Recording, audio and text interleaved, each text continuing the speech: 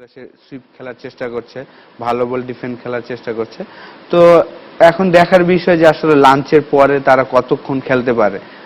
আমরা ওদের পার্টনারশিপটা নিয়ে যেটা গুরুত্বপূর্ণ বাংলাদেশকে খেলায় ফিরিয়ে আনতে সক্ষম আছে একটু পরে আমরা দেখবো, কিন্তু তার আগে আমার মনে হয় যে বিপর্যয়টার সম্মুখীন বাংলাদেশ হয়েছিল প্রথম বলে কিন্তু সৌম্য সরকার প্রায় আউট হয়ে গেছিল, একটা closing the face of the world, বলটা উড়ে গিয়েছিল, হাতে তালুবন্দি করতে পারেনি, কিন্তু তারপর থেকে একেবারে procession to and from the pavilion.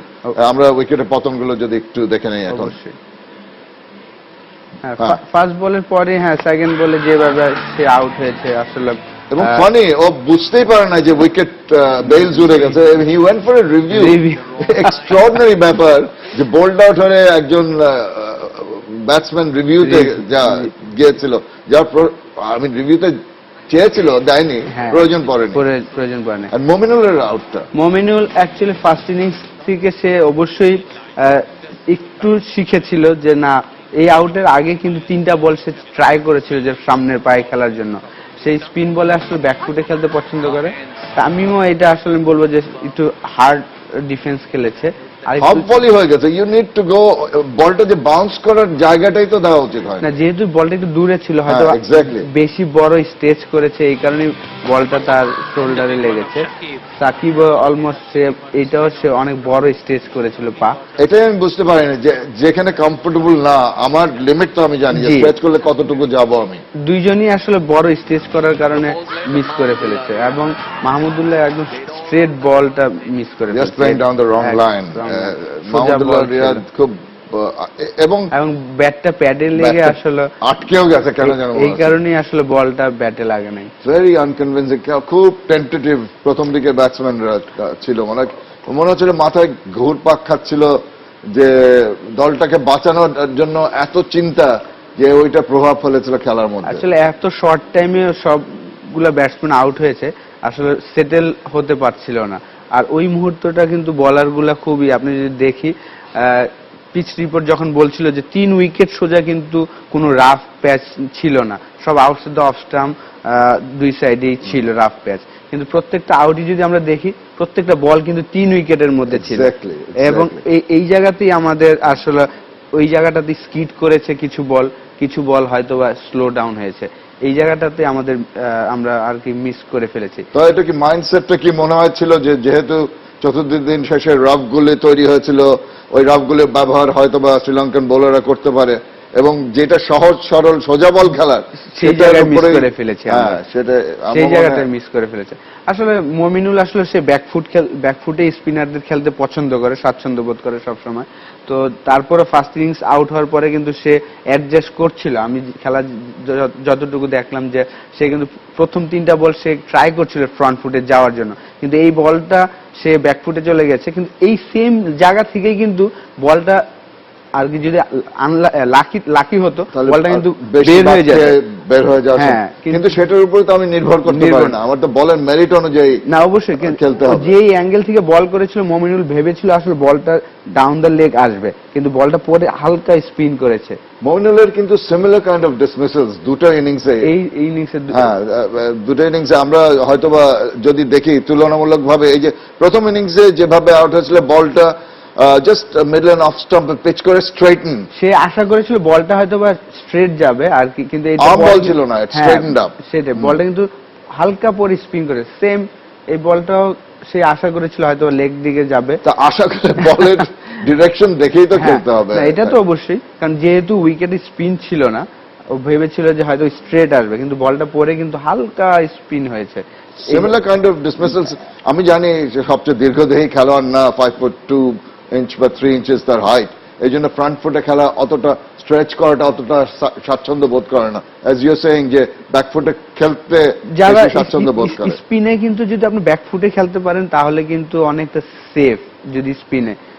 কিন্তু ওদের স্পিনগুলি কিন্তু spin and a little bit of extra pace, 90 kilometre আমরা দেখেছি, সেটা কিন্তু আবার প্রবলেম হয়ে যায়। হেরাত এবং পেরেরা দুইটা স্পিনারই কিন্তু খুব অ্যাকুরেসি খুবই চমৎকার, পেস ভেরিয়েশনটা খুব চমৎকার করছিল, এবং তারা একটু জোরের উপরেই করছিল, যেহেতু উইকেটে এতটা স্পিন ছিল না, তারা কিন্তু পেসের উপরে বিট করার জন্য চেষ্টা করছিল।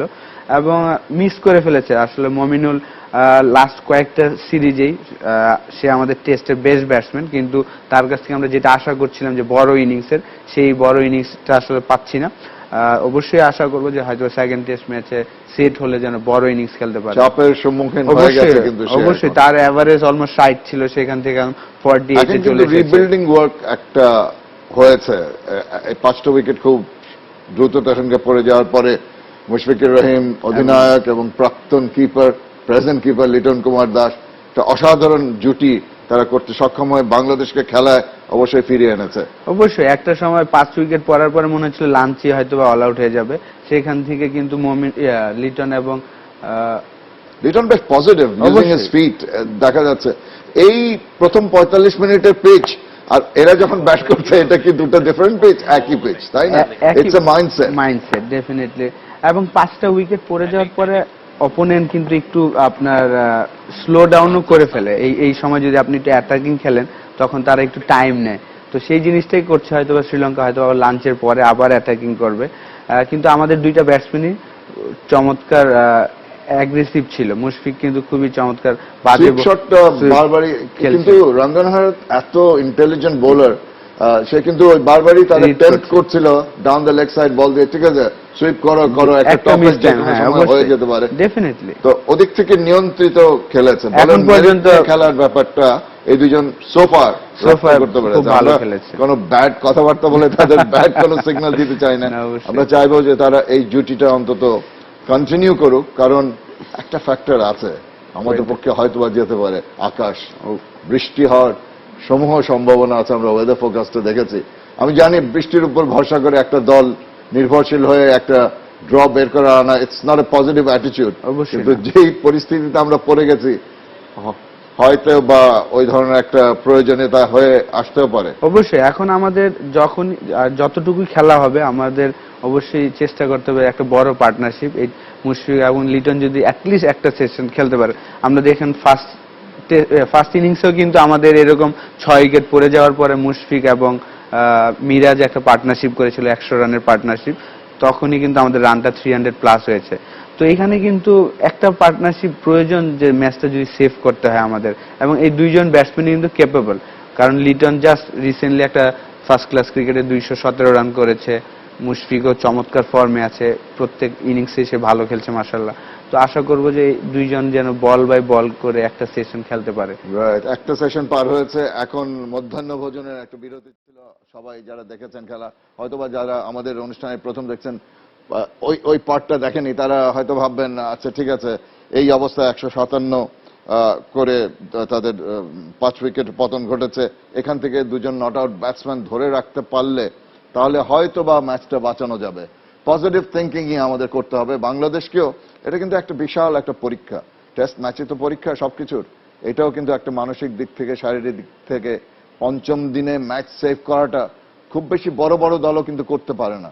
তো এখানে একটা বিশাল স্টেপ ফরওয়ার্ড হবে যদি আমরা এটা অ্যাচিভ করতে পারি। অবশ্যই খুবই একটা জয়ের মতনই হবে যদি আমরা এই টেস্ট ম্যাচটা এখন এই সেভ করতে পারি। এই সিচুয়েশনে 157 রানে 5 উইকেট পড়ে যাওয়ার পরে যদি আমরা এই টেস্ট ম্যাচ দুইটা সেশন, এখনো কিন্তু 67 ওভার বাকি আছে, আমরা কিন্তু অলরেডি 47 ওভার খেলেছি, 33 ওভার পরে কিন্তু আবার তারা নতুন বলটা নেওয়ার সুযোগ থাকবে তাদের। তো অলমোস্ট একটা সেশন তারা কিন্তু নতুন বলে বল করতে পারবে যদি আমরা পুরাটা 67 ওভার খেলতে পারি। তো এইটার জন্য আসলে আমাদের বল বাই বল এবং এক একটা সেশন যদি আমরা খেলতে পারি, বিশেষ করে এই সেশনটা যদি আমরা ভালো দুইটা ব্যাটসম্যান খেলতে পারে, তাহলে আমি মনে করি যে আসলে আমাদের রিসেন্টলি যদি আমরা টেস্ট ম্যাচগুলো দেখি, আমরা কিন্তু খুব ভালো টেস্ট ম্যাচ খেলতেছি। আর কি অল্পের জন্য মিস্টেকের জন্য কিন্তু আমরা রেজাল্টগুলো আমাদের ফরে নিতে পারছি না।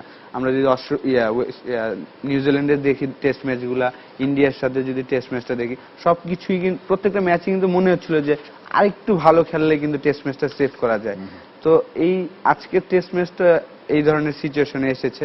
তো এখন দেখা যাক এই দুইটা ব্যাটসম্যান কতটুকু অ্যাপ্লাই করতে পারে, বোলিং মেরিট অনুযায়ী কতটুকু খেলতে পারে বল বাই বল, তখনই হয়তো। এবং আমরা এর পরের ব্যাটসম্যানদের দিকে যদি তাকাই, বাংলাদেশের স্কোর কার্ডটা যদি আমরা দেখি তাহলে বুঝতে পারবো মেহেদী মিরাজ 41 রান করেছিল প্রথম ইনিংসে, এবং এই বাংলাদেশ যেই অবস্থা হয়েছে, তামিম ইকবাল শুভ সূচনা 67, আজকে কিন্তু বিপাকে পড়েছে।